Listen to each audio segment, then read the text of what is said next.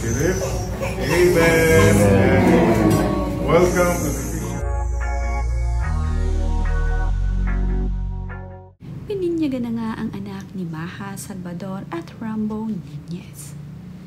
Ngayong araw nga ay nagbahagi na ng mga larawan itong sina Maha Salvador at Rambo Nunez. Ang mga kaibigan nga ni Maha Salvador na nakadalos sa binyag at naging ninang at ninong ni Baby Maria ay nagbahagi na ng ilang larawan sa kani-kanilang social media. Makikita nga dito habang binibinyagan itong si Baby Maria. Ito namang mismong si Maha Salvador ang hawak-hawak dito sa kanyang baby. Habang ito nga ay binubuhusan ng tubig, ay itong si Maha Salvador ang may hawak sa kanya. Nakasuot naman ng puting long sleeve itong si Maha Salvador at ng puting pants.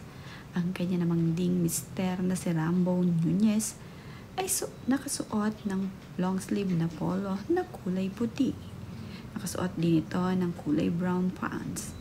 Ang kanya namang anak na si Baby Maria ay nakasuot din ng white dress. Hindi man ipinapakita ng buo ni Maha Salvador ang larawan ng kanyang anak, ay makikita naman dito na napakalusog na bata ni Baby Maria. Nagbahagi din ng larawan itong si Maine Mendoza sa kanyang social media. Isa rin siya sa mga naging ninang ng anak ni Maha at Rambo. Ganoon din itong si Darren Espanto na nagbahagi ng larawan ng kanyang inaanak at ng kanyang bagong kumare at kumpare. Isa nga rin sa maswerteng naging ninong ay itong si Darren Espanto.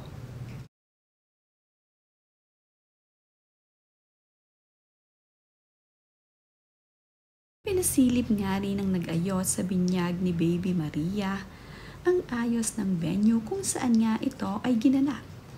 Makikita nga dito na napakaganda ng ayos nito at very feminine naman ang naging design.